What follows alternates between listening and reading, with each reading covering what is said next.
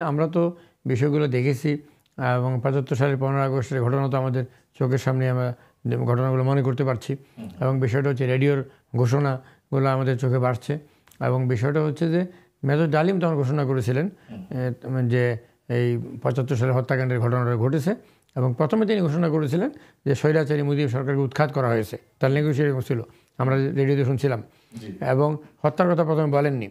পরবর্তী তিনি বলেছেন উৎখাত করা হয়েছে এবং নিহত হয়েছেন এবং সরকার পরিবর্তন হয়েছে, খন্দকার মোশতাকের নেতৃত্বে নতুন সরকার গঠিত হয়েছে। এইভাবে তিনি পরের ঘোষণাগুলো পরিবর্তিত হচ্ছিল, ঘোষণা দিয়ে যাচ্ছিলেন। সবচেয়ে বড় কথা হচ্ছে তিনি কিন্তু রেডিও স্টেশনে ছিলেন, মানে মেজর ডালিম রেডিও স্টেশনে থেকে ঘোষণা দিয়েছেন এবং তিনি কিন্তু ৩২ নম্বর ধানমন্ডির ৩২ নম্বরের যে বঙ্গবন্ধুর বাড়ি বা শেখ মুজিবুর রহমানের বাড়ি সেখানে যাননি এবং তিনি হত্যাকাণ্ডের সঙ্গে ছিলেন না। এবং তিনি হত্যাকাণ্ডে ছিলেন এটা কখনো আমরা জানি যে তিনি হত্যাকাণ্ডের সঙ্গে ছিলেন না, তখনও জানতাম এবং এটাই এসেছিল বিষয়টা। এবং লেফটেন্যান্ট কর্নেল আব্দুর রশিদ, খন্দকার আব্দুর রশিদ কিছুদিন আগে তৃতীয় মাত্রা জিল্লুর রহমানের সঙ্গে এক সাক্ষাৎকার দিতে গিয়ে সেখানে বলেছিলেন যে মেজর ডালিম রেডিও স্টেশনে চলে গিয়েছিলেন, তিনি হত্যাকাণ্ডের বা ৩২ নম্বর ঘটনার সঙ্গে আসেননি। কিন্তু এখানে মেজর ডালিম কয়েকটা কথা বলেছেন। তিনি যে কথা বলেছেন সেই কথার মধ্যে তিনি ক্লিয়ার করেছেন যে বঙ্গবন্ধুকে হত্যা করা তাদের উদ্দেশ্য ছিল না। কথাটা কিন্তু মাইনরিটি শুনতে হবে যে তিনি বলেছেন তাকে উৎখাত করার জন্য তারা গিয়েছিলেন এবং সেখানে ক্রস ফায়ার অথবা এনকাউন্টারে, মানে প্রথমে তাদের উপর হামলা করা হয়েছিল যেহেতু ওইখানে মানে প্রেসিডেন্ট গার্ড রেজিমেন্ট ছিল, প্রেসিডেন্টকে রক্ষার জন্য আরও বাহিনী ছিল, এমনকি শেখ মুজিবুর রহমানের পরিবারের সদস্যরা ছিলেন।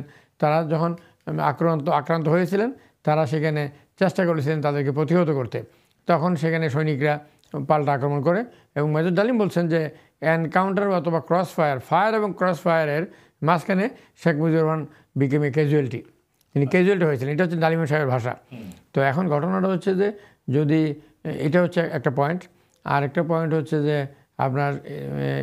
আপনি কি বলেছিলেন যে তাহলে এটা জানতেছিলাম যে উনি কি সরাসরি জড়িত ছিলেন নাকি মানে একদম ধরেন যে বঙ্গবন্ধুকে বা তার পরিবারের যারা সদস্য ছিলেন ওই ৩২ নম্বরের বাড়িতে আর কি, সে কি সরাসরি সে কেউ না তো কেউ গুলি করেছে, গুলি করে মেরেছে, সে কি ওই স্পটে তখন ছিলেন নাকি সে ছিলেন না?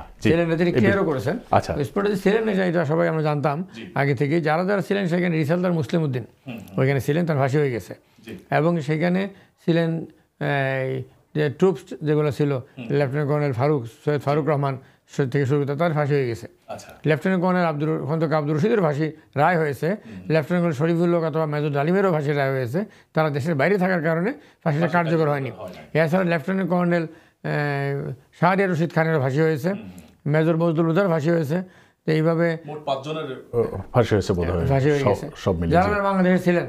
লেফটেন্যান্ট কর্নেল মহিউদ্দিন আহমেদ আমেরিকাতে ছিলেন এবং তাকে জেনারেল মইনু আহমেদের আমলে তাকে ওখানে মইনু আহমেদ নিজে উদ্যোগ নিয়ে তাকে ওইখান থেকে বাংলাদেশে নিয়ে এসেছিলেন এবং ফাঁসি দেওয়া হবে না বলে নিয়ে এসেছিলেন, তারকেও ফাঁসি দেওয়া হয়েছে।